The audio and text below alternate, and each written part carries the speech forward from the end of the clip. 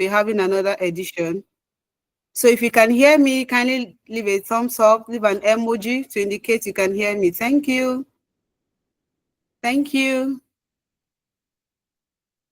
Yeah, thank you for joining us. Thank you for making out time to be on the call tonight. We're expecting more people to join. It's already 7:30 here in Nigeria. And we have every resources that we need on the call already. So you can kindly reach out to your people. If you have people that are supposed to be on the call and they are here to be here, you can just kindly reach out to them, ask them to join, tell them we are live.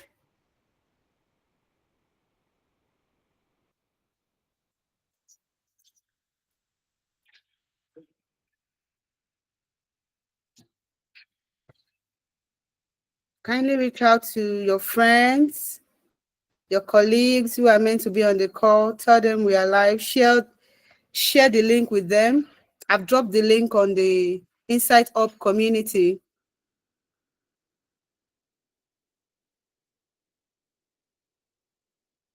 And if you're joining from outside of the... All right. To save our time, we'll dive into the program now.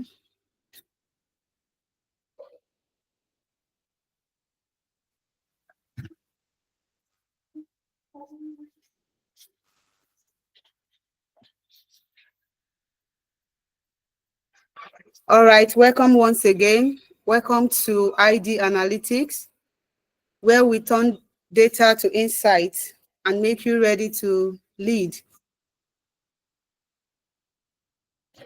At ID Analytics, we empower individuals and organizations to harness the transformative power of data through tailored training and consulting, ensuring they thrive in today's analytics-driven landscape. If you're a beginner or a professional looking to enhance your skill, looking for a community to hold your hand while you're on your data analysis journey, you're in the right place. I'll be introducing our speaker for tonight, Mr. Victor Momoh. He's a petroleum engineer who is also a certified Microsoft Excel expert for Excel 2010 and 2019 365. He's passionate about knowledge sharing and mentorship, which prompted him and some other professionals to start the Nigerian Excel Users Group, a Telegram group with close to 2,000 members. He runs a YouTube channel titled Excel Moments. You can check that out. He shares Excel tips and tricks to save you time and increase productivity. The channel reached a milestone recently of 1 million views. So for you to know, it's actually a resourceful channel that you can kindly check out. If you want to understand better dynamic arrays, complex formula build-up and breakdown, Excel VBA, he is the go-to person. In 2022, he was recognized for his work by receiving Microsoft's highest award for non-employees technical expertise and community contributions, the Microsoft Most Valuable Professionals Award, MVP, for Microsoft Excel, making him one of 3 in Nigeria at the time to have the prize. And since 2022 to date, he's been getting the award every year. So a round of applause for Mr. Momoh as he runs us through our resource tonight. He's going to be sharing insightful tips on how to use Excel for problem solving. Mr. Momoh, you're welcome. You have the floor now. Thank you. Thank you very much. Please confirm you can hear me.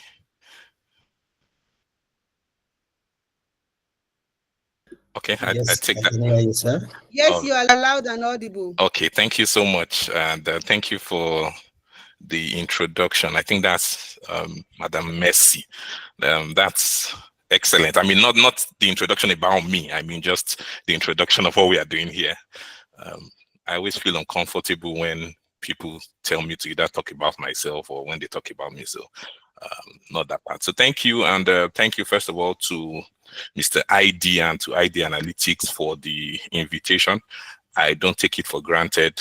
I always say that there are so many, excellent speakers you can always get for sessions like this. So when people call on me, I don't see it as a right. I see it more as a privilege. So, thank you for that. And to everybody who has joined, thank you so much. I know it's difficult to do Excel stuff at this time. I'm on a different time zone, just just to say that. So I'm 5 hours behind. It's 2:30, for me. So maybe I'm in the middle of my day while you are, gradually ramping down. But either way, we'll try to keep you awake and not fall asleep, while we go through the session. So let me say one or two things before I kind of, start officially, just maybe some confessions. Which a speaker would normally not say. But the first one is I'm not as overly prepared as I normally would. Just maybe bear with me on that. I'm currently running a master's program and I'm wrapping up my thesis in the US. So that's taking, a whole lot of my time. So I really just had to, but I already accepted, to speak here. So even though a lot of other things came up, I couldn't, call ID and say, oh, I'm sorry, I can't do this again. So I just had to do it. So, just bear with me on that. So my slides normally are way more excellent than you would see, but I had to make do with what I could do within the time. So I hope my apologies are accepted. Okay, so let me share my screen and you let me know if you can see it. Another confession, I'm not really good at using Google Meets. I just have to say that clearly. So, but let me see if I get this right. Just let me know once you can see my screen. Okay. All right. There are so many thumbs, so I believe one of them is saying yes. So let me put this on slideshow. Okay, great. So I'll take it that everybody can see it. So we want to talk again. Sometimes, we have to couch very interesting topics. Let me watch the time so that I can be on track. Yes, like just to catch people's attention. So if you see this, naturally, Excel as a superpower. The problem-solving mindset is something that anybody would want to, be part of. Like, oh, okay, Excel, what are they talking about? Superpower, and you start thinking of maybe the Supermans and the Spider-Mans. Even though I don't consider Spider-Man to be an excellent, superhero. But that's a conversation for another day. But the topic isn't really, just to, catch your fancy, but it's really, what I think people should, be talking about really. A lot of times I join some sessions and what I see is just a bashing of Excel.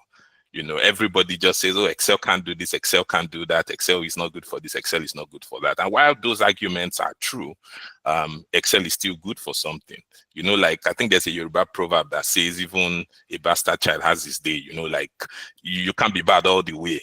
There's something you definitely do right? So, and in the case of Excel, Excel does a lot of things right. And that's one thing that, we must know. But I think sometimes we are carried away by, the rave. If we hear that now what is trending is maybe Power Automate, everybody wants to jump there, but sometimes I'm like, you must know what each tool is designed for, what its capabilities are, what its limitations are, and then the right tool to use for the job, not just using a tool because that's what everybody uses. It's a different thing if you're in an organizational context where, in that organization, they say this is what we must use, right? Some organizations use Google Sheets, they don't use Excel. Okay, so in such a place, yes, you may have to use, Google Sheets. But if you don't have restrictions, and you're at liberty to choose, or maybe you are a freelancer and you can choose whatever tools you want to use, then you must know the right tool for the job. What can the tool do and what can't the tool do? Not just joining, this is what's trending and then going with that. Okay, so let me go in here first of all, because I know this is a question that is going to come up. And today I'm not doing so much of, the spreadsheets, which is very unconventional for me because that's what I do mainly. I know I can talk a lot, but I rather demonstrate things. But today seems more to me like, talking than demonstrating. But if you want me to demonstrate something, I surely will. I have a few things I want to demonstrate, but I want to talk a little more, today. So it's more like, getting you as in to tune your mind to, how to think to be able to solve problems in Excel? And this is a question that comes up for me, a lot of times. And I picked this from a presentation I did in 2020 with Michael Olafusi. You guys probably maybe know him or have heard of him. He's the first Excel MVP in Africa. Yes. Yeah, he's the first African Excel MVP. So Michael Olafusi. So we had a session where he called it the Excel Expert Series. And what we were talking about then is how maybe did we start our journey and how did we get to, where it was that we were at that time. Even though I would always argue against this word expert because I feel it's kind of used, very loosely. So, but well, people call me an expert, so I'll take it for what they say, not for really what I think. So this was what I shared at the time.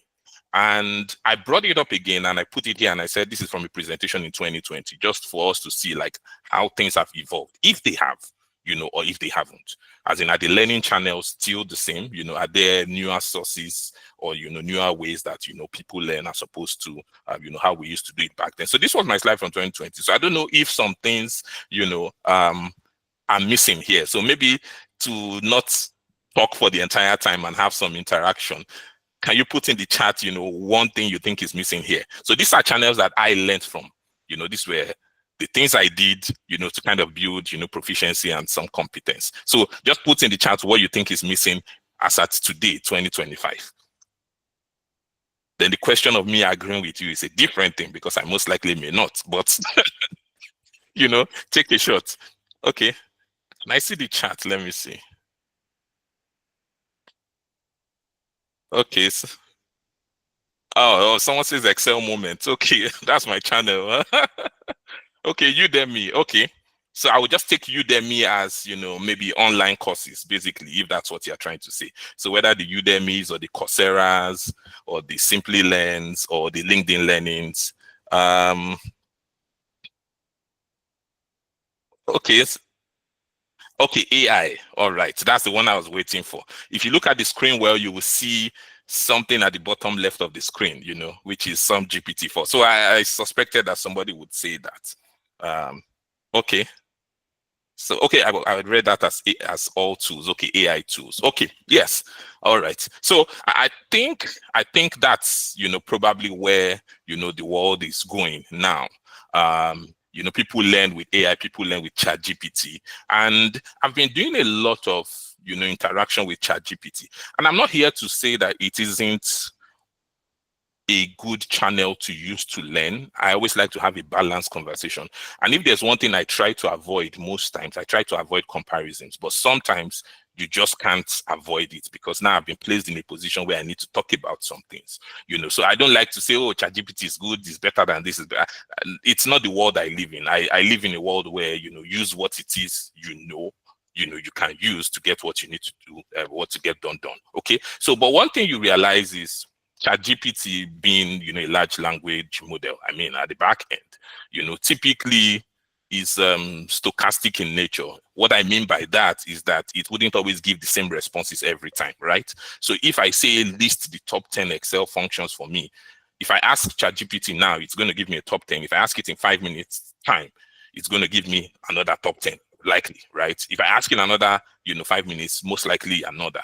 And well, there's a little challenge with that. So sometimes, that lack of consistency or reproducibility of the results, can be a little tricky. Now, the interesting part is not just that it is stochastic in nature in the sense that it gives you different answers. It's the fact that because it is also what, people may call, generative AI, which means that it has the ability to create new content. There are sometimes it creates for you things that do not exist, which some people may tag as, hallucination in some sense, right? Okay, so I have seen a lot of instances, and if I could show you my interaction with ChatGPT now knows me on a personal level, and says to me, okay, yes, I agree, Victor, I think you're good at this, because I'm always calling out his mistakes.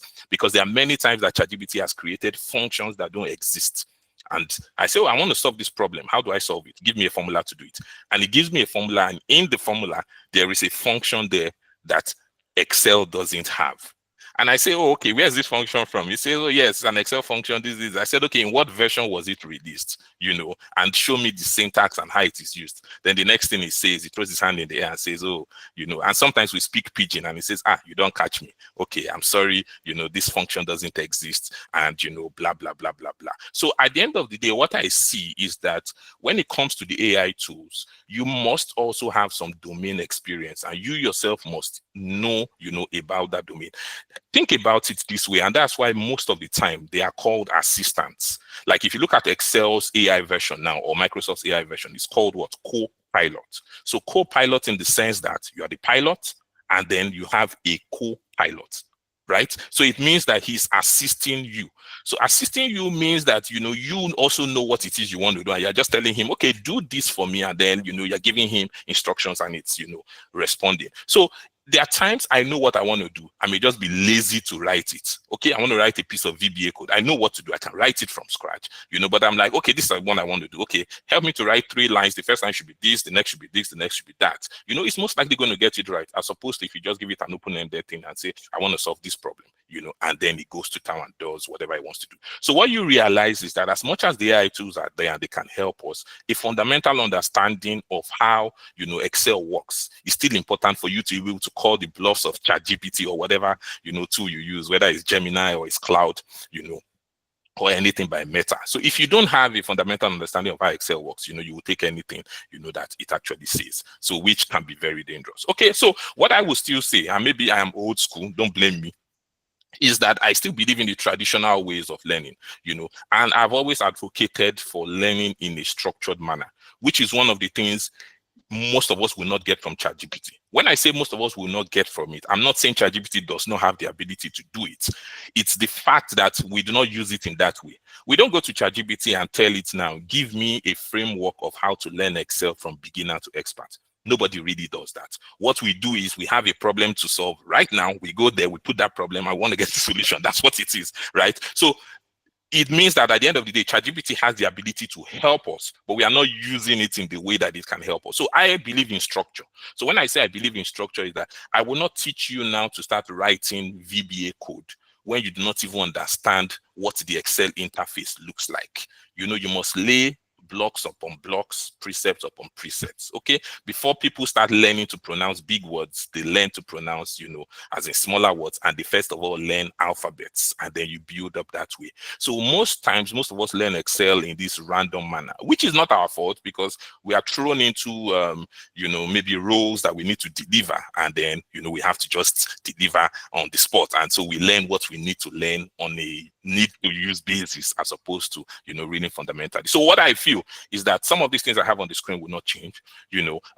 Those things will still remain the same, and I feel that they are still important. One of the ones that is gradually losing touch now is books. People don't read books anymore. ChatGPT can answer every question for you, but books always put a structure to learning, because the chapters are ordered in a way that takes you from like beginner all the way, that way. So, I mean, I'm not here to say don't use AI, because I use it a lot.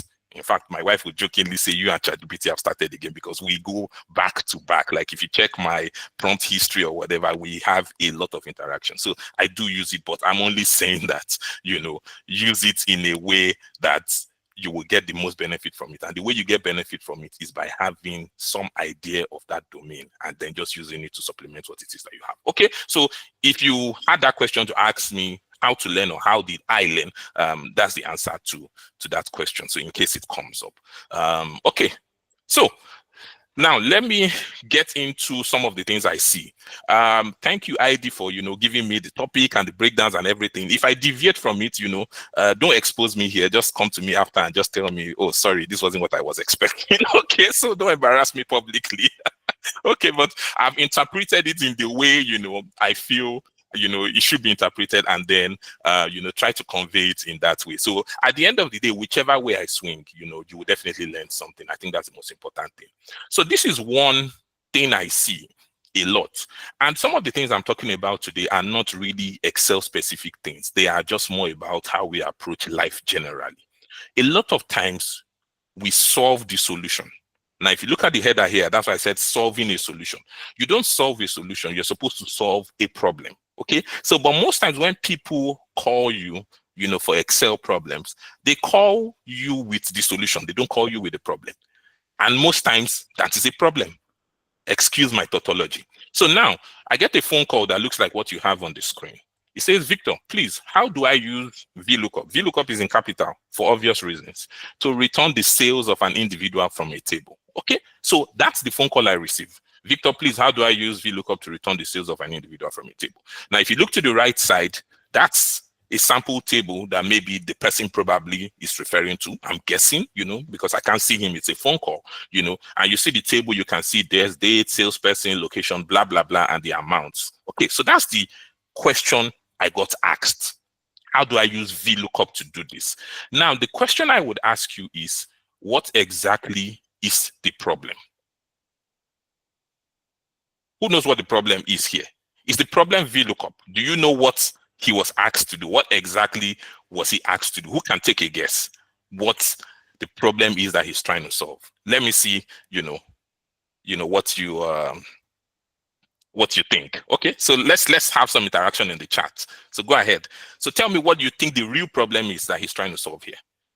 Again, he has posed something to me which maybe I may take as the problem, but that's not the problem. So what do you think is the problem? Let me see. Take a guess. Don't worry, I wouldn't be able to guess as well if I were in your shoes, but take a guess. Okay, is the chat up to date? Is anybody saying anything? Okay. It says to arrange it in a chronological manner. Okay, that could be something. Yes. Okay, somebody says quantity bought times price. Okay, even though I don't have price in my table, but yes, that could be something. Yes. Okay, sales column is missing. Okay, yes. I agree, absolutely. Yeah, I mean, I just wanted to be sure that people are not falling asleep. You don't know what it is I have in mind, trust me. So it's okay, but at least it's getting you to think about things, Okay, say searching for a value, total quantity. Excellent. I think that's the closest to what it is. Hamed Arungudade, if that's right. Yes, that's the closest thing. Okay. Someone says, yes, some total price says person. Yes, that's taking it one step further. Yeah, but I'm one step behind you. So you're more, advanced than I am. So let me go into it. So here, this is what the person was asked. Get me how much Bob has sold in the current year. Okay, so that's the question. And this is the problem. But now the interpretation is what? Victor, please, how do I use VLOOKUP to return the sales of an individual from a table? For any of us, I was in the session last week, and I forget his name, but the presenter last week, I'm really sorry, I shouldn't forget his name, but Frederick, it's Frederick Nwanyanwa, I think, yes. Frederick did an excellent job, talking about lookups, and I think that was 2 weeks ago, a VLOOKUP, and then he did some index match, showed you match and that. Most of us here, probably have used VLOOKUP. And I'm taking this session like I'm not talking to experts. And I do not mean any insult, by saying that. Trust me, if you go watch some of my videos, I do very advanced stuff, but today is a different day. So I'm taking it like, we are trying to get the foundations right. And that's the way I'm approaching it. Okay. So, but I assume that most of you here know VLOOKUP. Right. And he did try to talk about 1 or 2 limitations of VLOOKUP. And, there are a lot more limitations that he didn't get to because of time. Right. So now, in this particular problem, would VLOOKUP be the answer to the problem that was asked? I just need a simple yes or no. No need to elaborate. No. Okay. So now that we have gotten a common baseline, my next question is, why is it not? So just to test if you know about VLOOKUP. Okay? So somebody can help. That's a simple question. It's not a trick question. Don't worry. It's not a trick question. It's, it's really what it is. So why won't VLOOKUP work?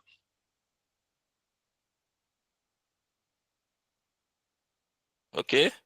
It says not on vertical column. I'm not sure what that means because the data is arranged vertically. If it was arranged horizontally, then date, salesperson, and location would go from top to bottom. But now the table does go, vertically, right? Like the dates go from top to bottom. Sorry, I have to wear my glasses so I can see a little more. Okay, he's not calling a column from another table. repetitive names. Okay, he needs another table to get the lookup values. Okay, all right. I see what you people are saying, but say VLOOKUP is used to search value in a column. Okay, even though that definition is not complete, doing it, you're right. One part is used to search for a value in a column and return a value from another column, right? That's, like the more complete thing. In truth, just to make it clear, VLOOKUP can do a part of it. VLOOKUP, so that we don't bash VLOOKUP, we just need to understand the real problem, which somebody already alluded to. VLOOKUP can find Bob here. It can look and see Bob, and it can return this amount here, 10,800. VLOOKUP can do that. There's no problem with that. VLOOKUP can find Charlie, and it can go to the right, and it can return 1,008. VLOOKUP can do that. The only problem is that the way VLOOKUP is designed to find the first instance of whatever you're looking for. So what does that mean? We have in this table, as somebody already mentioned, we have Bob occurring multiple times. So when you do VLOOKUP will find the first Bob, and then it will return 10,800. So if they had asked me what was the first sale that Bob made, VLOOKUP would have been useful there. Do you understand? Because VLOOKUP would go through the table and find the first time Bob is mentioned, and it will return 10,008. That would work. But now I'm told to find the total sales for what? Bob. So what it means is that I need a function that would not just find the first, but will be able to find all instances of Bob, which is what VLOOKUP is not designed for. Now, if you say XLOOKUP is the elder brother of VLOOKUP.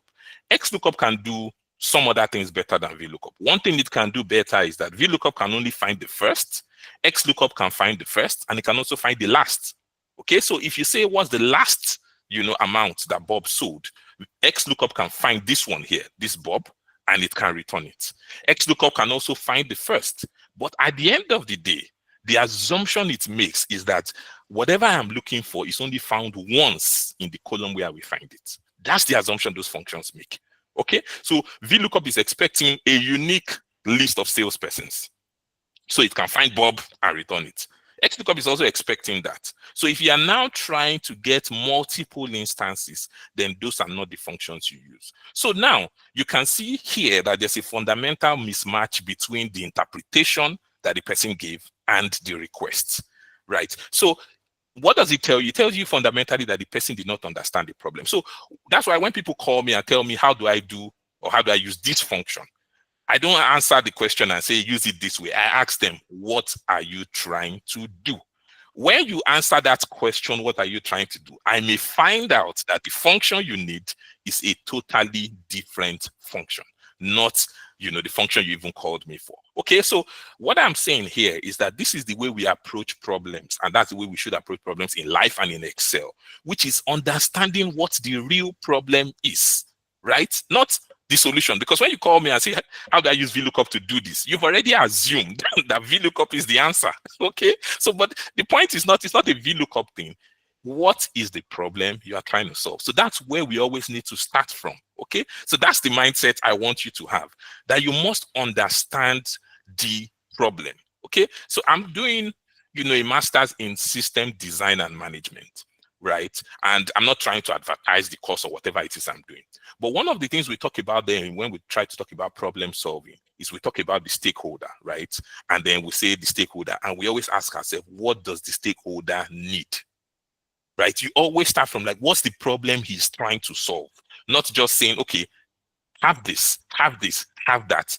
So problem definition is the first step, which a lot of us don't do. We rather just jump and say, I want to use VLOOKUP for this. But it's not even a VLOOKUP problem. Even if you even knew how to use VLOOKUP, you won't be able to solve the problem. So I hope this example, makes it very clear what it is I'm trying to say.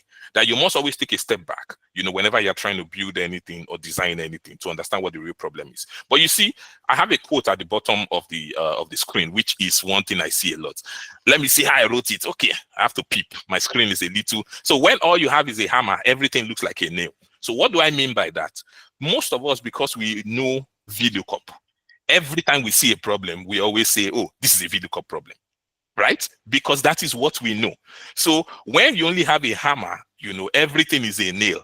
There are some things that don't need to be hit. Some of them need to be unscrewed. Okay, so what it also means is that the more tools you have in your toolbox, the more problems you're able to solve. Because if you have only a hammer, every time you always want to hit something. But there's times that you need something like a plier to maybe pull or maybe twist. So what that means is that you need to also expand, your toolbox. So if you are just a VLOOKUP person, then you probably need to learn something else in addition so that you can solve, more problems. Okay, so I hope, that makes that evidently clear, what it is I was trying to say. So now this is one other thing I see as a challenge, that people do, which I guess I've already alluded to on the last slide, which is that people use Excel blindly. Number one is that they don't know what Excel can do, which is the reason why whenever I take trainings, I used to before, I would ask you, rate yourself, proficiency, 1 to 10. Most times I hear very big numbers, 8, 8.5, 6, 7. And I'm not trying to be arrogant. I know the session I've been invited to. I know the people there. And I know that there's nobody there who is a 7. Because I would even struggle maybe to even rate myself a 7. Maybe I'm too humble sometimes, but well, that's a good problem, But the point is that why do people rate themselves so highly most times? The reason is that whatever you think 100% is what forms, your idea of what your own rating is. You know what I mean? Like if you think that 100%, like the whole of Excel is the size of my laptop, okay? If the size of my laptop is the whole of Excel and maybe more than half of that, then you're like, well, I'm a 6 or I'm a 7. But if I now tell you, oh no, Excel is the size of the room I'm in right now, then it means that maybe that your 7, becomes maybe like what, a 2 or a 3, so that's the problem sometimes. People really do not know Excel's capabilities. They don't know what Excel can do. So because they don't even know what Excel can do, they don't use it the way, it should be used. And sometimes they misuse it. Sometimes they don't even use it. So they misuse it in the sense that they don't know how to use it. Then when I say they don't use it, is that because they don't even know it can do it, they run to some other tools that Excel can even, to do things that Excel can handle. So that's one problem. Then I've already talked about, using it without a proper structure. There's some fundamental things that you need to understand to be able to use Excel effectively. You must understand how it is built, the interface, their rows, their columns, what a cell is, which is the intersection of a row and a column. How does Excel interpret whatever it sees on the grid? Is it what you enter in there, or is it what is behind the scene? That's where formatting comes in, into play. How does Excel move from left to right, from top to bottom in terms of formulas? When you drag a formula right or you drag a formula down, which Frederick talked about last week, which has to do with referencing. I'll show you a little about that as we go on. Okay, so those are the kind of things, that people have a challenge with. Now, what I feel that people need to do, I've already mentioned one, is learn the fundamentals of Excel. The other one I will say is understanding the problem outside of Excel. When I say understanding the problem outside of Excel, this is what I mean. When you're given a problem, you need to be able to think about that problem without Excel. Excel is a tool to help you solve a problem. It's a tool, right? So it means that that's the reason why people use different tools to solve different problems or the same problem. You can go and use Python to do it. Why are you able to translate what you can do in Excel to what you do in Python? It's because it's not an Excel problem. It is a data problem, for example. So if it's a data problem, it could be solved in SQL, it could be solved in Python, it could be solved with DAX, it could be solved with M in Power Query, it could be solved with formulas, it could be solved with Visual Basic. The point is, what is the problem? So be able to articulate the problem to somebody in English, right? Like, this is the problem. I have a data set. I want to go from row to row and find every row that has the name Victor. Pick those rows together and then sum the value of the amount column. That is understanding the problem outside of Excel. Then you can come into Excel and now say, okay, does Excel have a function that can do this kind of thing? So that's very important. Not learning, oh, it's not an Excel problem, right? It's a problem, then you now translate it to, Excel. By understanding the problem and then understanding Excel's features and functionalities, then you map them together and you're able to then say, oh, this is how to solve the problem. Okay, so that's how to go about it. All right, so in terms of what Excel is, most of us already know, so I would not belabor you with anything on this slide. What Excel isn't, I wrote it in a different color because I got that from ChatGPT, and maybe I don't agree with most of them. So when I don't agree with things, as you will notice on the slide, I put them in a different color to say, hey, this is not me, right? Okay, so but rather than come here today and say, oh yes, I don't agree, let me tell you what I agree with. So I agree with the things on the left. Okay, so which is what Excel is, right? And even though a lot of people would argue with a lot of the points there, but those points still remain true till tomorrow. It is flexible and customizable, which is why, David Brown would always say that, if you have a tool, whether it's a software and it doesn't have exports to Excel, that tool's life is going to be very short, in the sense that when you build packages like ERPs and the rest of them, they don't have as much flexibility on purpose, because they need to restrict, data access in some way so that they can maintain the fidelity of the data. But most times we need to tweak things in a way that those tools will not allow us to do. So what do? We export it to Excel, and then we massage it, we beat it into the shape we want it to be in. Okay, so Excel has that flexibility. That's whether you like it or not, which could be a pros or a cons. Okay, in cases where you don't want people to mess with things, maybe Excel is not the best place to keep those things, which is why Excel is not a database, but some of us use it as that. Okay, so take whatever you want to take from this slide. If you have any questions about it, I'll share the slides after this session. It's my intellectual property that I have agreed to share, so you will have it. Okay, all right. So let's go back to that same problem, that I talked about in the first instance, and then let's kind of reverse engineer the problem, and then let's see what it looks like in a sense. Okay, so we want to solve that same problem, which is finding Bob's, total sales. So how do I think about this? Okay, this is how I think about it. This is the problem, right? Total Bob sales. Okay, whether it's English or it's Yoruba, however you interpret it is fine. You get what that means. Okay, so that's what we are starting with. The next thing, you see what I put at the bottom, is I look at the data source. So I'm looking at what it is I want to do, and I'm looking at what I have. Then I need to fill in the blanks. That's kind of, because even if you say you want to find Bob's total sales, depending on what the data source looks like, the approach may be different. Because this one is good because it's in a table, so you can see it and say, okay, yeah, this is a table. But what if it wasn't in a table, right? What if it was scattered all around, like wasn't in one place, it was across different sheets? That becomes a different conversation. Imagine every month's data was in a different sheet. So there's a sheet for January, a sheet for February, a sheet for March and April, and you want to sum all of Bob's sales up. It's a different problem. I'm not saying it's a more difficult problem, but it's a different problem from when you have one table that has every of the months and you have the data in there. So you must look at those two things, okay? What it is I want to do and what it is I have. So it's kind of like, what do I have? What do I want to get? And then, we kind of fill in the blanks, okay? So that's what I'm doing here. And that's how I think about problems. I'm looking at what I want to solve and where I'm starting from. Okay, how do I get from point A to point B? So, and sometimes I work backwards. Okay, so it may not be working forward, it's like working backwards. So here I've seen I need to get the total of Bob's sale. And then for me to get the total of Bob's sale, what do I need to get? I need to get all of his sales, right? Because before you can get total tells you that you are aggregating something or some things. Okay, so it means that I have individual pieces that make up to that total. So in reversing that, I'm saying that for me to get a total, I must break it down, to get the individual pieces. Okay, so I hope everybody agrees with this, that this makes sense. So this is from total, we come back down one step. So we need to get all of Bob's individual sales. And we already know now that VLOOKUP will fail here, because once you start saying all, it's not a VLOOKUP problem anymore. VLOOKUP is for one. Okay, so know that and have peace. So know that and you are happy. So we already know VLOOKUP is out of the conversation. Okay, so now from all of Bob individual sales, that's what we want to get. How do we do that? We have this table. So what I'm going to do is I'm going to walk through the table row by row. So I'm going through every row and I'm checking. When I get to row 1, I check, is the salesperson Bob? If it's not, I don't need it.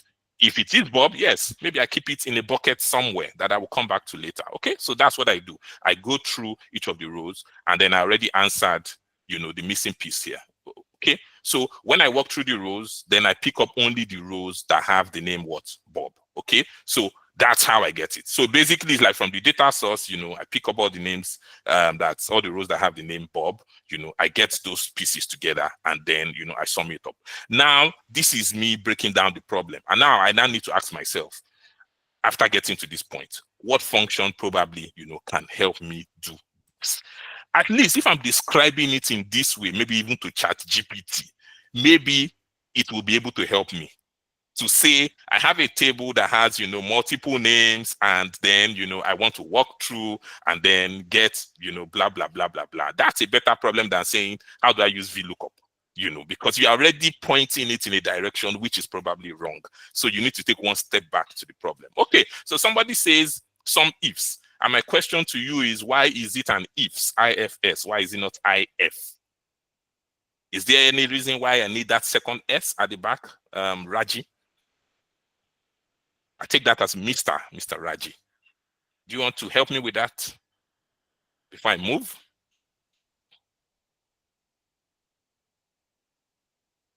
I'm waiting for, okay, it says actually we can use both. Okay, all right. Okay, fair enough, fair enough. You didn't fall for my trap. I was setting a trap for you, but you're a very smart gentleman, I suppose. So yes. So yeah, actually we can use both. You're right. Yeah, but if you wanted to use it for what it should be used for, it's some if it's just appropriate, right? You know, because in this case we have just one condition, and I say this for the benefit of everybody in there. The idea here is this. I'm going to show you in Excel anyway. Let me see my time. Oh, 3:10. Okay, yes. So the idea here is actually to go through each of the rows, you know, and say, is it equal to Bob, which is like an if. If it's Bob, take it. If it's not, you know, don't. And then you sum it up. So sum if is like a combination of two things, which is there's an if, which has to do with conditions, and then there's a sum, which has to do with aggregation. So there are two things we are doing here, right? We are using a condition to strip out the rows we don't need, or to strip out the rows we need, whichever way you want to look at it. And then from what we need, we then aggregate it. Okay, but there's only one condition. The only condition here is that the name on that row must be Bob. So that's why you need a sum if, IF. But yes, he's right. Some ifs will work because it has optional arguments that, you know, you can decide not to use. But you must know, you know, why you're using that or, you know, the other. But I would always prefer to use, you know, what it is that exactly gets me what I want. But don't read too much into what I'm saying. I can be very pedantic, so don't mind me. Okay, so in terms of how to solve the problems, you know, this is what I think we should be able to do, you know, to solve any problem. And I say in life, because Excel is not like, it's not special to Excel sometimes. It's just really about problem solving generally. Okay, and my background is in engineering, you know, so, well, maybe we claim that engineers solve problems. So I kind of, you know, have learned to solve problems all my life. Okay, so that's what we do. So I'm trying to just say that there isn't anything special, you know, in Excel. But yes, you must know the nuances of it. But problem solving is problem solving. Always start with a problem definition. What is the problem? Okay, you know, what is the problem? Because a lot of times we are talking and people are like, you know, oh, so I did a project recently, right? And then the person was saying, okay, if we want to use AI, so we need to integrate AI, you know, into whatever it is we are doing. And I asked the question, what is the problem? Because if you're introducing AI is supposed to do something. What is it that AI is supposed to do? There must be a problem you are trying to solve, which is why you think we should bring AI. And when we analyze the problem, we then realize that it is not an AI problem. It is just a problem of the software they have is clunky and difficult to use. So what they probably needed was just a revamp of the UI or the UX, you know, whatever. They just needed to change the way it looked.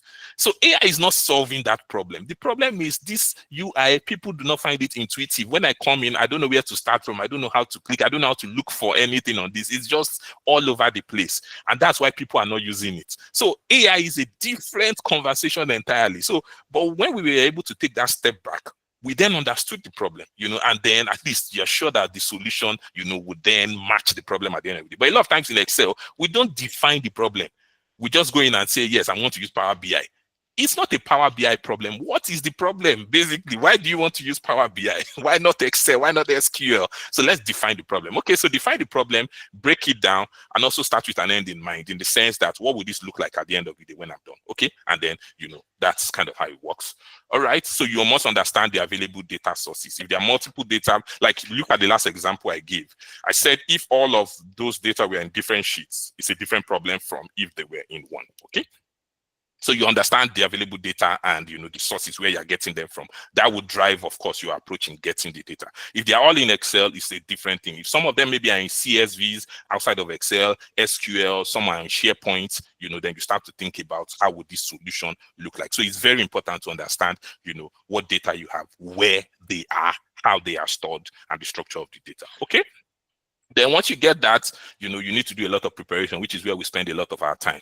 If there are multiple tables, you need to kind of relate those tables together, aggregate them, and then, you need to clean the data, transform the data into a format that will make it work. Okay, so that's that, right? And then, you go ahead and you build, your solution. Now, this step is very critical, which is testing and validating, which a lot of us don't do. Like, we don't do it. Now, this one is even fairly, we try, to do, because you must test. And when I say test, you must test with different cases. There are some things you develop, and when you build them, because you were just testing with 3 digits, it kept working. But the moment you tested with a 4-digit number, everything got broken, So if you didn't test, you may not realize that, but nobody ever told you that we are only going to have 3-digit numbers here. The fact that the serial number is currently at 170 doesn't mean that it won't get to 1,000 tomorrow, right? Because if it's growing, it will get there. So is your solution designed in a way that you have hard coded and said it is always 3 digits? Then there's a problem. So when you're testing too, you're also looking at, edge cases, like testing and seeing, okay, what can go wrong, and validate that at least whatever it is you think is working, is actually working. So this is a very important step, testing it. There are sometimes we have, and you don't want to build a solution that works for only one problem. It's not the way to work. Like, it works for this problem and it doesn't work for any other thing. Or it works if the sun is shining, and the temperature is 20 degrees and, there's no flood. That's the only time this solution works.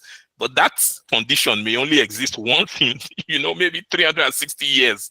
So what happens to the other conditions that exist? Okay, so I don't know if it will really be worth your time, but it's always good to have a solution that is kind of robust and scalable, that can manage, that can, function in, different circumstances. Okay, all right. So then, this is another step I see that we do not do at all. And this one is even from my own personal experience. I remember my day job is, a petroleum engineer, right? So I remember developing a solution once in the office, and it had to do with VBA and linking VBA with some petroleum engineering software. So build, kind of fusing them together. So from VBA and Excel, you can send instructions to the software. The software does something, it can return data back to you in Excel. So I'm basically sitting in Excel and, running that software without opening it in that sense. Okay. So it was really, really big. I mean, it took me 3 months of writing a lot of codes to get it done. But when I get to some steps and I do it in a way that is not elegant, I just do it in some way to make it work. One of my seniors then will say, okay, Victor, let's just make it work. Once it works, when we are done, we will come back and refine it. But what I realize is that we never come back. Once it works, we're out. That's the way we work. So most times we have solutions that are not optimal in the sense that they work, but they can be better optimized. But we don't do that. We just get a solution that just works. What I'm always thinking about, and this is a mindset I will want you to have, is that always ask yourself, how can this be better? That's an important thing to ask. So, which is what has led me into a lot of my learnings. That's why for most problems I see, I can solve them in multiple ways.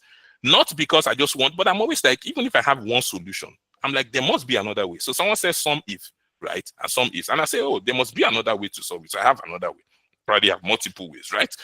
Because you always think, is there something better than this? Or is there something different? Or what if some if doesn't work? What else can work? So don't be satisfied with just solving the problem and hey, eureka, and you get out.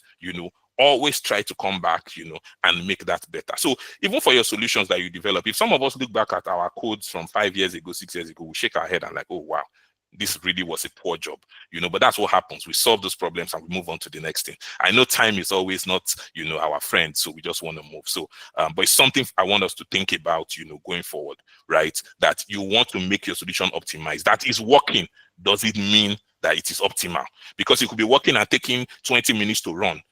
Like when back in the day, any of us that knows anything about Visual Basic, one thing that you should not do a lot in the code you're writing is copy and paste, copy and paste. If you say copy cell A1 to copy to cell D4, it is the same thing as saying D4 equals to A1. Let me take that again. If you say copy A1 into D4, it means D4 equals to A1. So you don't need to do copy and paste. It's just like saying in the code, you just tell it this is equal to that. But once you do copy and paste, that operation in Excel takes time. You copy and then you paste. You know, to put things on the clipboard and then paste. And depending on what you're copying. So a lot of times you have to think about, those things. So it may work, but the solution runs slowly because it is not optimized. So you always have to come back and ask yourself, how do I, optimize the solution? Okay. So then documentation. This one is in blue because I wanted you to see it well. We don't even do this at all. That's why when we even come back, we don't even understand what it is that we did. Let me give you a secret, and just for most of you to know, that a lot of people who run YouTube channels besides educating people, what some of us are doing are using it as, a library for us to come back to the day we don't remember what it is we did. I can tell you that there are times I'm trying to solve a problem and I don't remember how to solve it. And I go to my own YouTube channel to check that, oh, Victor, you've solved this before. And then my YouTube channel is what gives me the solution to my own problem. So a lot of times people use it as, a diary, like storing stuff that they know that they will be able to review, years down the line. So documentation is very important because sometimes you don't even know what you were thinking. You may just have had a brainwave and you solve the problem. But it's good you document, your thought process so that somebody else too can follow it, can use it, and can understand, how it is it works. And sometimes you yourself need it. Okay. So yes, let's move quickly. I want to show you some things in Excel, just simple things, nothing complicated today. So Excel has a lot of tools right now that can help you. Right. And, this is me just trying to put as many as I can put on the screen. So Power Query is a must. Power Pivot, I could almost marry both of them together, but there's a difference. Dynamic arrays in Excel. I put Copilot there, even though for me, personal opinion, it's not yet at the point that I would, say it should be at. I mean, I would obviously prefer, a ChatGPT or any other thing to maybe Copilot, aside the fact that maybe Copilot can directly, interact with the data and make changes. That's the biggest advantage. Because if you go to ChatGPT, it's just going to tell you what you need to do. You need to come and implement it. But imagine you had something that can actually implement it on, the data itself. That's probably one level ahead. Lambdas are like, if you've ever used VBA, I know I'm talking a lot of VBA, but the idea here is that Excel has a lot of functions. But sometimes you want to do something and you don't have a function that can do it, and you create your own function. That's kind of the idea of lambdas, creating functions that are reusable.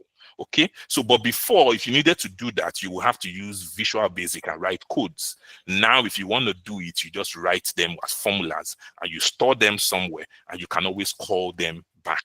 Okay, and use them whenever. Because think about it, all these functions, sum, average, mean, max, sum if, somebody wrote some code behind and says, okay, whenever somebody does this, it should work this way. So you can also create yours. If there's a situation that is peculiar to you, that you need to combine so many things together, you can make it one function that you can just call once, give it the input, and it will give you your output. Okay, so Office script gradually is, is thought to replace VBA, but it hasn't gotten to the stage where it needs to get to, because right now it doesn't yet interact a lot with other, applications. Because when I talk about VBA, I know I talk about VBA a lot, but I don't even write VBA code that much anymore. In Excel, you can interact with Outlook, PowerPoint, Word from Excel. Like I've done stuff, even you see it on my YouTube channel, where I send emails from Excel. Right? So it's Excel and Outlook talking to themselves. The emails will go through Outlook, but the data that needs to go through Outlook is sitting in Excel, right? And I've done situations where I create appointments. Like I want to have, my company has an interview now for 30 people. And they tell me, these are the 30 people, this is the time they are coming, this is the time they should come for their own appointment. So I just put that on Excel, and then I run a code that creates an appointment in Outlook, customized to each of the names, and then the start time is the time in Excel. It looks at the person, it picks the time, and I click one button, it sends out 50 emails saying, oh, these are your interview dates and blah blah blah blah blah. So VBA allows me to do that. Office script is not yet at that level. Okay, so but there's work being done, but Office script is kind of built on Java and TypeScript. So if you are somebody in that area, you will like it a little better. Okay, so okay. These are some things. Let me see. I think I will come. I'm getting close to here. Let me go into Excel, because I know some people are already like, this guy is just telling us PowerPoint. Should show us Excel. Maybe he doesn't even know any Excel. This one is just making mouth up and down. Okay, so let's look at some Excel. I know. Somebody's laughing and like, don't worry, I've dealt with humans a lot, so I know how people can think. So, you're about to say Enupo, like it's just talking. Okay, all right. So I know a little Excel, just a little, not a lot. Okay, all right. So let's look at this and let's just talk a little about referencing. And why I want to talk about this is that these are some of the things that throw people off sometimes, and these I think are some of the building blocks, for getting better in Excel. Okay, so now Frederick talked about this last week. Sometimes you see formulas and you see the dollar signs in there, right? And you're asking yourself, what do these dollar signs mean? For example, or let me start with, okay, no, let me do the reference before I do the VLOOKUP problem, if at all. And ID, just tell me when you want me to stop. But I'm here, you guys are 9 o'clock. I'm 3 something, so I'm a free man, so, but we need to respect people's times anyway, but that's it. Okay, so now you see some formulas where you have, A1, you have $A1, you have $1, you have $1, right? And sometimes you're asking yourself, why do these things even exist at all? Okay, so if you want to go, into the names, right? These are references, right? When you say equals to A1, it's a reference. Okay, great, right? Now, a relative reference is when you have no dollars. So this is how you think about it, basically. You can see that the dollar appears in one of two places or in no place at all. The dollar could appear before the alphabet. And of course, you know that in Excel, the alphabet names the column, right? So if you see A1 tells you that that cell is at the intersection of column A and row 1. That's the meaning, right? In my training, I always ask people, what's the definition of a cell? So a cell is basically the intersection of a row and a column, because every cell is defined by that. When you see a cell D7, you know where it is. It means that it's on row 7 and it's in column D. Okay, so you see that the dollar could be before the A. Sometimes the dollar could be before the 1. And you see sometimes it's in no place at all. So wherever the dollar is, the dollar freezes whatever it is preceding. So if you have $A, what this means is that if that formula is dragged down or left or right, or copied, it would always reference A. The way Excel works is Excel works in a relative manner. What it means is that if you move by 1 step, I will move by 1. That's the way Excel does. It's like saying if you move here and you move the formula with you, the formula would also adjust itself. If the formula was 5 and then you move it down, then the formula becomes 6, it becomes 7, it becomes 8. But there are times that you want the formula to always remain 5 or always remain 6. How do you do it? I have seen people do the craziest of things. They now have to copy that formula and write it multiple times. But that's the idea of what we want to talk about here. So let me give you a classic example. So look at this table here. Most of us can see it. Okay? So now, when you look at this table, again, like I said, today I'm assuming everybody's a beginner. And if you feel insulted by that, I apologize. But that's my assumption for today. Okay, I'm not doing complicated things. So you may also benefit from some of the things. So please just, take it as that. Okay, so now if you look at this table, you can see these are months and these are the sales in those months. Now they say, okay, fine. We need to estimate what the discounts are for each of those months. Okay, now this is one thing I see people do, which is also very bad, because I know ID also mentioned, talk about tips and tricks, working smart in Excel. One thing you should not do, if you can avoid it, is hard coding. Like, you can imagine somebody doing this and he writes something like this. Okay, he says this cell times 5%. It's good though, it looks good. Okay, then, oh, sorry. Okay, and then he drags this formula down. Let's just stop here. Okay, so now his formula is correct, the answer is right. But tomorrow, there was now a new regulation that says the discount is no more 5%, the discount is 7%. What will the person now do? He will come in here again. He will now change this one to what? 7. In fact, if the formulas are all in different, this one is good because it is just one formula that you are dragging that. If the formula here, let's say, for example, was something like this 2 plus, maybe say just to create confusion, not because of anything. Just for confusion, right? So it means he will come in here and start changing 7, to 7, to 7, to 7, to 7. And there could be multiple places on the sheet where he has written that 7% with his hand. Then he now has to change all of them. If he's very smart and he knows that maybe 5% occurs is the only thing that occurs in that sheet, and all of them need to be changed. He can do a Control H, find and replace, and say change all 5% to 7%. But you can save yourself that stress by actually putting that 5% in a cell that you can reference, knowing that it is variable in the sense that it won't remain this way till eternity. It may change. So it's better to put it somewhere, so that when you change just this one cell, every cell that references it will change. That's the smart way of doing it. It's simple, but it is powerful. Okay, so now look at this example. So I do this, and I do times what? Times this 5%. Okay, everything is good. Now let's press enter. Sorry, I pressed the different shortcuts. I press Control Enter. And that's one thing you need to know is shortcuts. Okay, why I press Control Enter is that if you press enter, it moves down.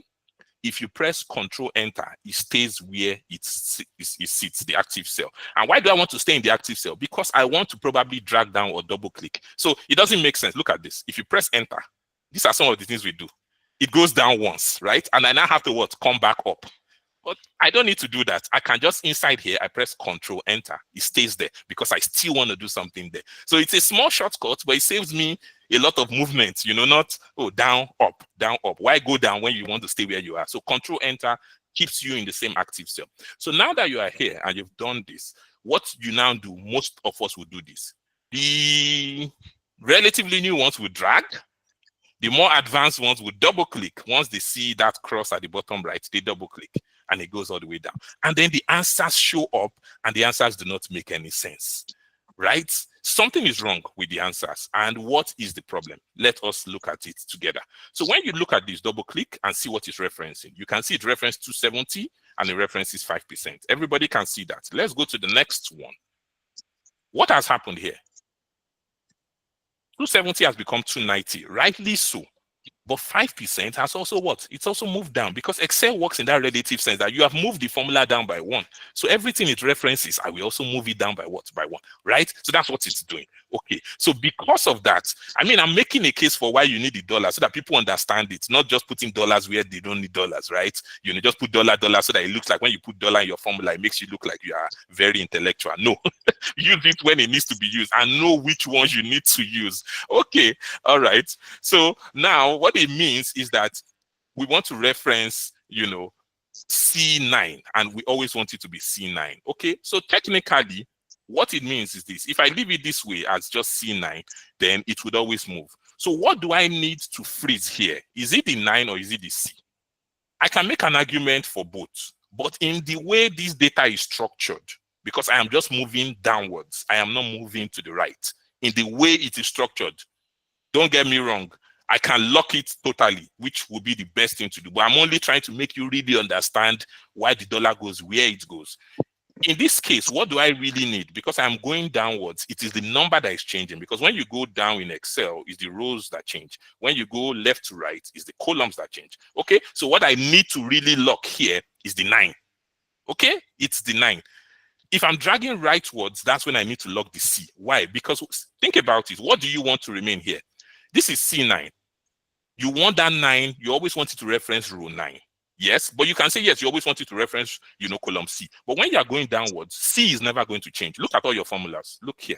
C10, C11, C12, it doesn't change. C is always the same. What is changing here is what? The number here. So that's what you need to address. Okay, so you just need a dollar in front of the 9. You can use F4 to do that, you know, but let's just put it in there. So once you do this, Control Enter again, and you double click, this time you are fine. Okay, so you notice that when you go down to any of the cells, the $9 remains. So because of that, it always references, you know, that cell. If you want to absolutely lock it because you know you may drag rightwards as well, then you can make it $C, $9. Okay, but it's to understand why you're doing what you are doing. Okay, so that's the thing. Now let's come to this side. This is a different one.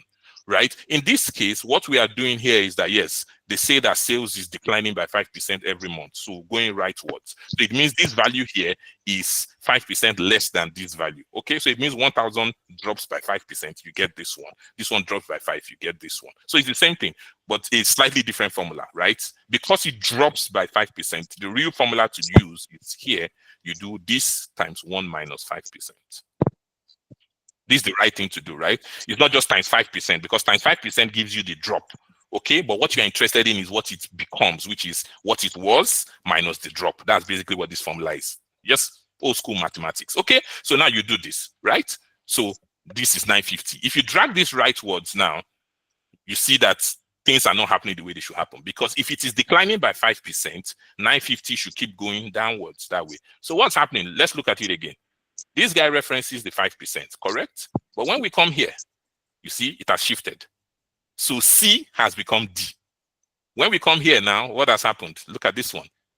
D has become what? E, and it keeps going that way. So it means the C needs to be locked, the column, so that it doesn't move column wise. Okay, so we put a dollar, here, okay, just to freeze it.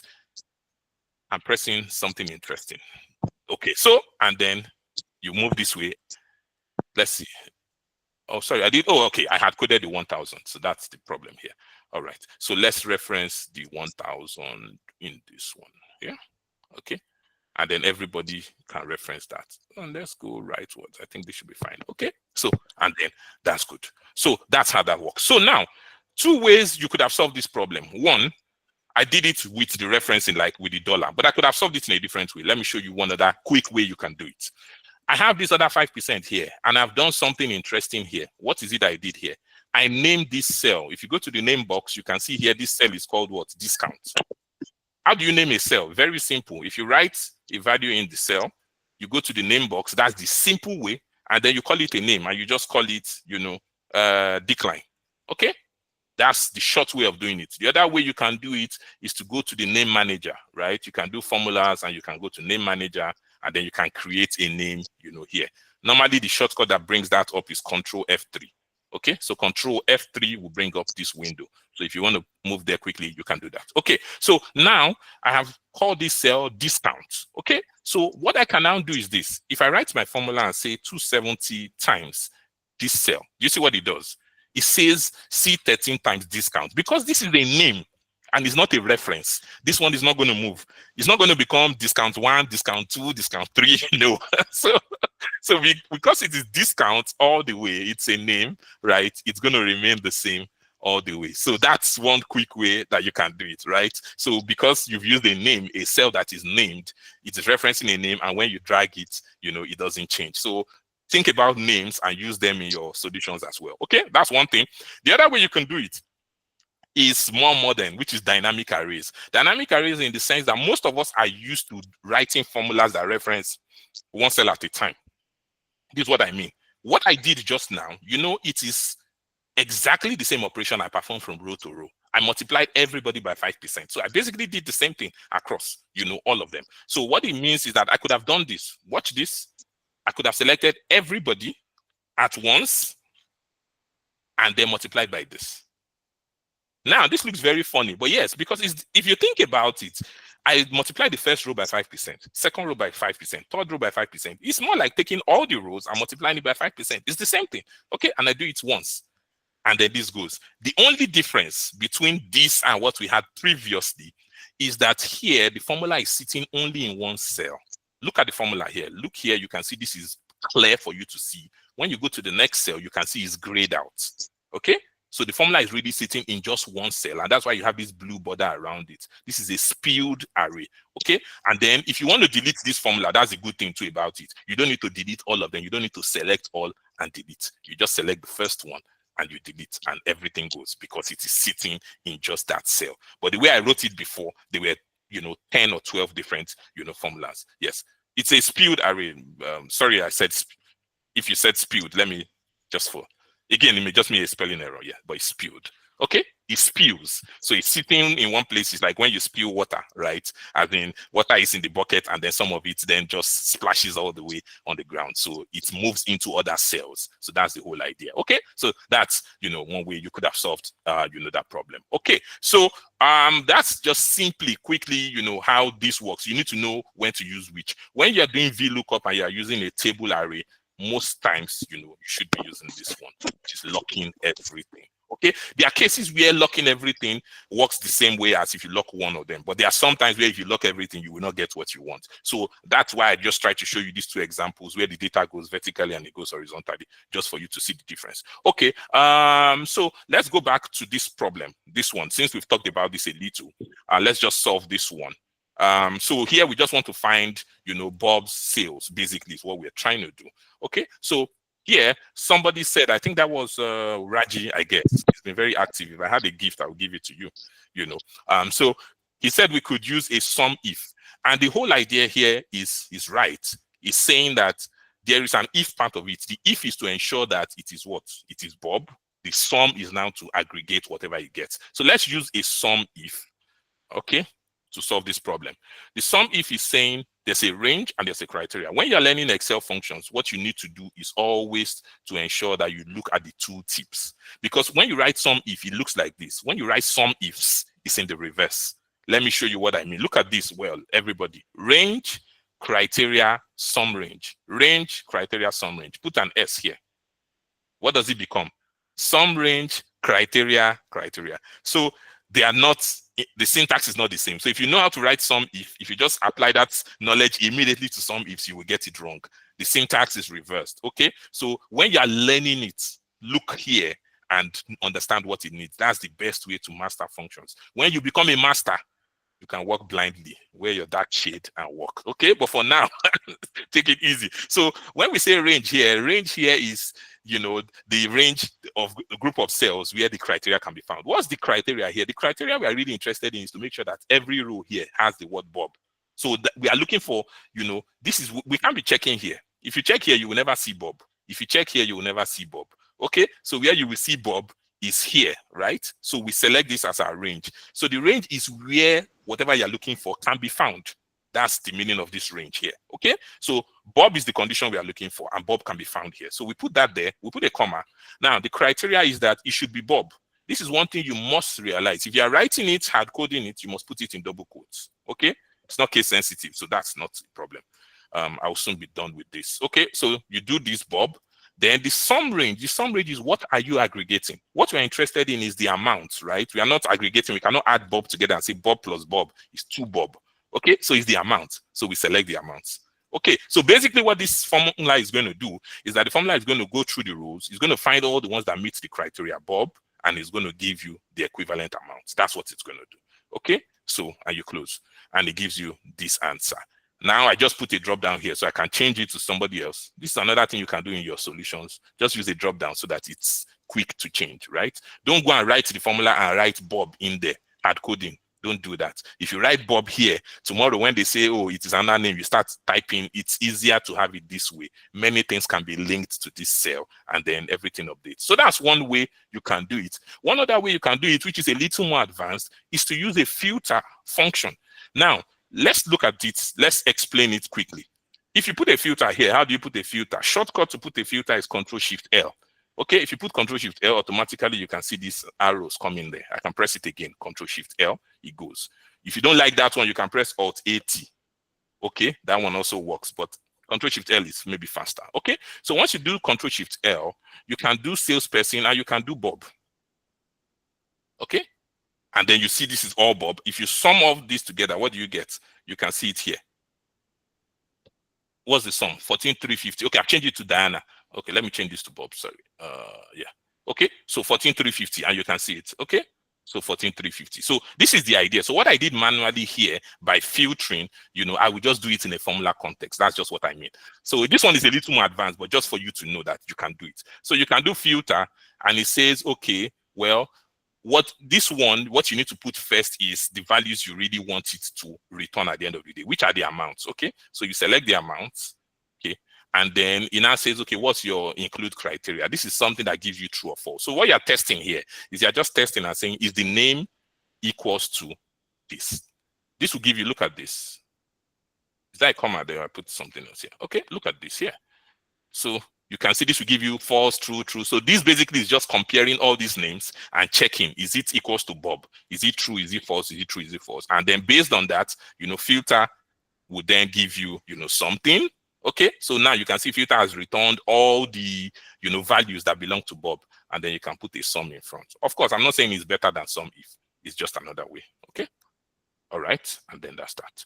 Okay. So I'm going to do one more thing, and then I would leave it up for you guys to ask questions, and we'll wrap it up. I know it was built to end by 9. That's what the invite says. But let me give them some questions. So let me just quickly show you guys this. So one other thing I think you need to learn, to help you, move faster is shortcuts. I like shortcuts a lot, and I know a lot, but not a lot, So, but what I see is that sometimes we are inefficient because we do a lot of movement, and I call them unnecessary movement because you don't need, to make those movements.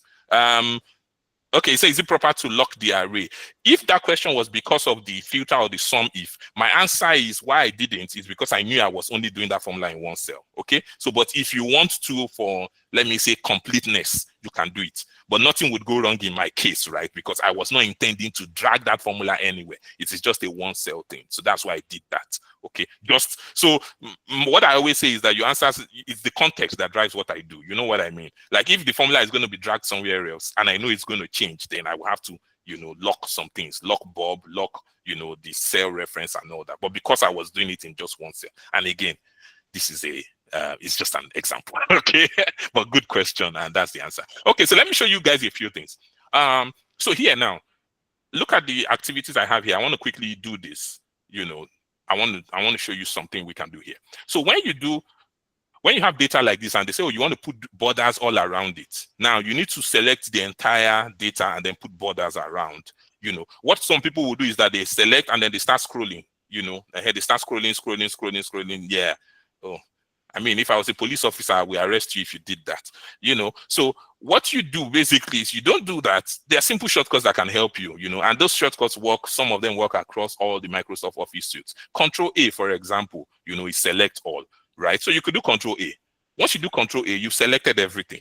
Now, if you've selected everything, you can basically, if you like, you could go to home and then, you go to borders and then you do, all. But you've saved yourself that scrolling. If you're scrolling to 20,000 rows, you will still be scrolling now, and I would have finished the webinar and gone home, and you're still scrolling. Okay, so what you do is not to scroll. So you can do a Control A. Now, when you do Control A selects all. Then to put borders, all borders, simple shortcut is Alt. It's 3 things: Alt HBA, Alt HBA. Okay, and I'm done. Very fast. Alt HBA is like Alt H for home, B for border, A for all. If you know, you know. If you don't know, you don't know. So don't see it as if I'm not special.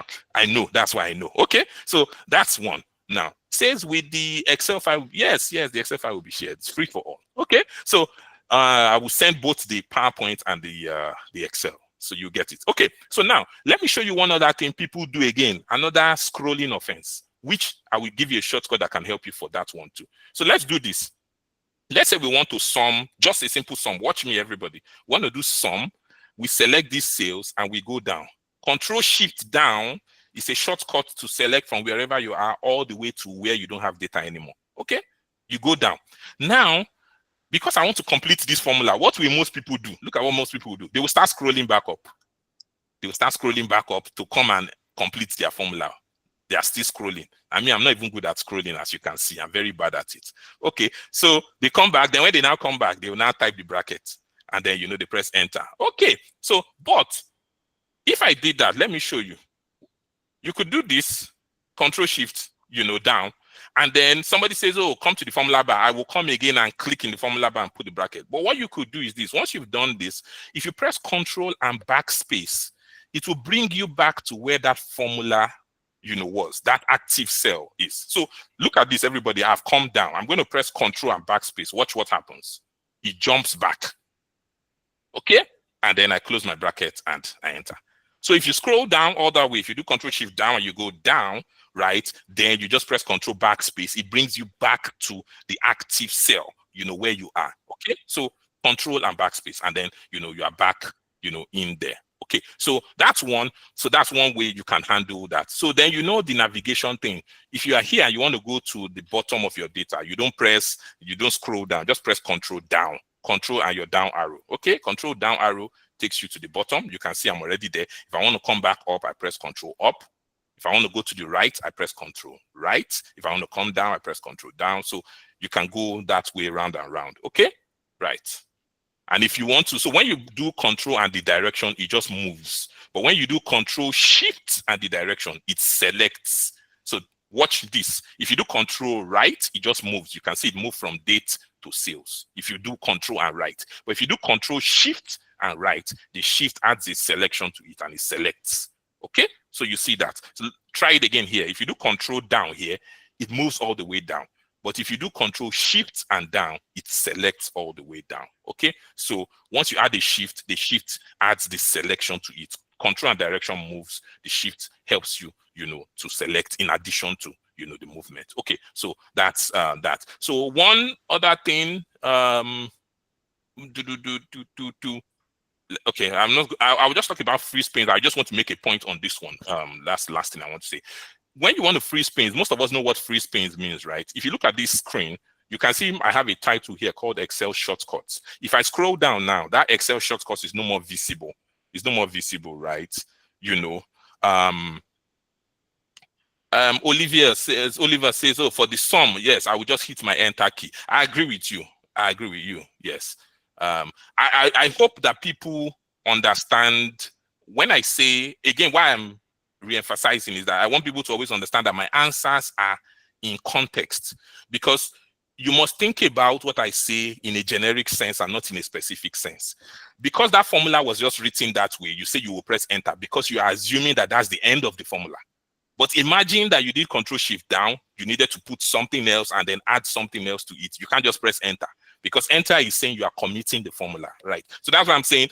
Just understand the implication of what I'm saying. Yeah, not so much of, oh yes, I get your point. Like, say, once you finish the formula, you can press enter. But I'm saying, imagine that the formula still had other things you needed to do, and you needed to be coming back and going back and forth. That's the idea of what I'm saying. So not just to say, oh yeah, because the sum is already there, you press enter, Excel puts the last bracket for you and you're fine. So that's okay. In that context, yes. But, my statement is beyond that. So just for clarity. Thank you, Bob, for bringing that up anyway.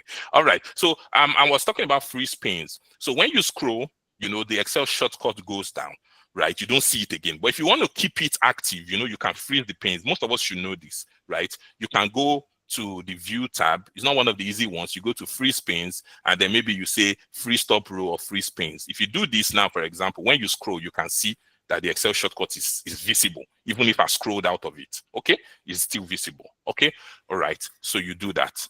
So now, but the problem with this, with what I just did, is that the shortcut to do that free spins is long. It's Alt. Yes, tell me some more time for questions. Okay, good. Okay, this is the last thing I wanted to say. So, okay, so so what I wanted to show you basically is to say that if you have a shortcut that is very long, add it to the quick access toolbar. Right, add it to the quick access toolbar so that you can easily access it with a shortcut. I'll talk about that later. Okay, questions. Let me leave it at that. Thank you. Sorry. When I was in secondary school, when we debate, then they say time is never on the side of the good speaker. So I apologize. The good speaker never has time. Okay, go ahead. All right. So let's have the questions. Thank you so much. All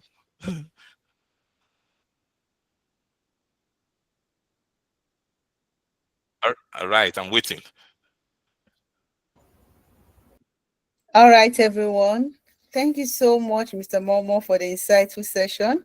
Yes, we ma'am. can come up with our questions now. If you have questions, Mr. Momoh is available to answer your questions.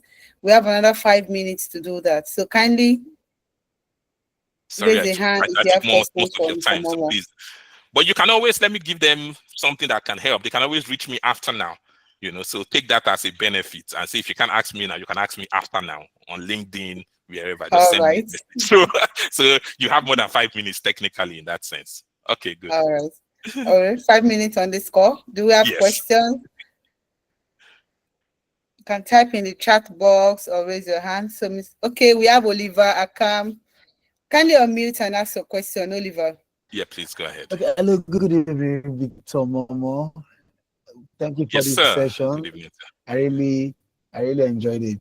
So my question is, yes, the shortcut for using sum is Alt equals to. So in that sense, if you use Alt equals to, it's not going to. Sum. That's auto sum. Yes, auto sum. Yes. Okay, sorry, Alt. So in that sense, can we use that? And I know that if we use that in that sense, when you are summing it, it can't sum up like that. It rather go vertically and horizontally. I mean, do you get that? So are you referring to which of the questions are you referring to exactly? If you're okay, just doing a sum of the sales here, right? Yeah. If you were okay, so if you're referring to that, if I were here, right, I could do alt equals here. You know, if I do alt equals here, it takes everything above and then I get the answer. If that's what you're referring to, I could have done that. But you know, it's kind of location dependent. You know what I mean? Like the idea here is that because I put it at the bottom here, it's going to sum up everything it can see up to where it feels the number ends. But if you notice where I was putting my own formula here, you know, it was just somewhere to the side, you know, so I can't use an auto sum because the auto sum is assuming that, yes, I'm sitting somewhere and I have maybe data either to my left or to my right, you know. Like auto sum can work in both directions, just to be clear. Let me show you something. Give me a second here. Just watch this. Sorry, I want to just create some random numbers. Okay, so now these are, let's put it on a different sheet so that it's kind of clearer. Okay, so now you can use auto sum in this way. This is one way many people don't know, but it's one way. If you select beyond, you just select one more row and one more column like this, okay? And if you press alt equals to here, it will do the auto sum for you. So look at this. If you just do alt equals to here, do you see that? So with one function, one formula, I just wrote it once. Let me do it again. This is what I have. I want to sum it on the rows and I want to solve it on the columns. So what I do is I expand it by one column and one row like this. My hands are up. Now you can see my hands. Okay, so I've selected and then now I press alt equals to. So I press alt equals and automatically it gives me the sum for the rows and for the column. That's how you use auto sum, expanding it from row to column. Okay, I hope I answered beyond your question anyway. So okay, so all right, Valentine, kindly okay, go ahead. go ahead. Okay, good evening, sir, and good evening, everyone. Yes, sir. My question is, sir, I think when you were looking for the total sales of Bob, there is a particular place you just wrote a name, and then when you get the value of Bob, there is a filter button on the name. So when you filter, you were able to select other names in that particular place. So I don't know how you managed to put the filter button there, and then you were selecting other names from that place. And then when you select a particular value, a particular name, the value will change in corresponding to the person's name. Okay, I see what you're saying. Okay, yes. Yeah, I couldn't get there. You are referring to this cell here. If you can see my screen, right? This one here. Yes, sir. Yeah, so it's simple. Let me just quickly show you 30 seconds. It's called data validation, right? With a list. So this is what you do. Sorry, I will do it quickly, but you will see it maybe in the recording. Okay, so you go to data, the data tab, you will see data validation here. Okay, so you click data validation and you say you want to use a list. So what you are saying you want to use a list is that you want to pick what it needs to show from somewhere. Okay, so you now select and then maybe you select this as your list. So what it means is that it will show all these names in your list. That's basically what it is. And you do okay. The moment you do that, you see the drop down arrow here. But new Excel, what Excel does now newly is that even if you give it a name and the name appears multiple times, it will remove the duplicates and give you it once. You notice that Bob appears like 3 times here, but you see that in this cell that I did now, there's only one Bob. But that's basically what it is. So it's data validation, and then you choose a list, and then you choose the source data. Quickly, sorry, just so that maybe I can take another question. But that's what it is. I hope I answered that. Okay. Yes, sir. Thank you so much. You're welcome. No problem. I think that will be all for tonight. Oh, our time is spent. Raji Koyum, you can leave your question on the group, or you can reach out to Mr. Momoh. He said you have access to him. So we have like about 3 more minutes to go. And for those who are on the call, who are just joining us for the first time, we're going to be sharing our social media channel. So I'm presenting now. Kindly scan the QR code that will be shown on the screen to visit any of our pages, the WhatsApp community, our YouTube channel,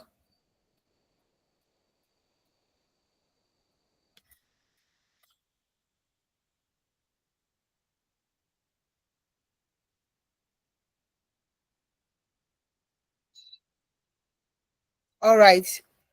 Kindly scan the QR code on the screen right now to join our Insight Up community. It's a WhatsApp community where we support each other. We have the experts there to answer your questions. And then you can also visit our LinkedIn page to find resources and also our YouTube channel. So kindly scan the QR code that you have on the screen right now. Thank you everyone for joining in tonight. We really appreciate your time on the call. Thank you, Mr. Momoh, for the insightful session. We hope to see you some other time again on the call. Thank you so much. I really appreciate it. And apologies for taking beyond the time. No. The time spent is worth it. Thank you so much, sir. Yeah, We appreciate you. like, I understand, but thank you so much. I really do appreciate it. And thanks to everybody who participated in the chat. You guys kept it active, and I do appreciate that. Thank you so much. All right.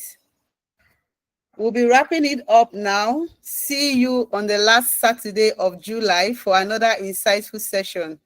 Thank you. Enjoy the rest of the evening. Bye.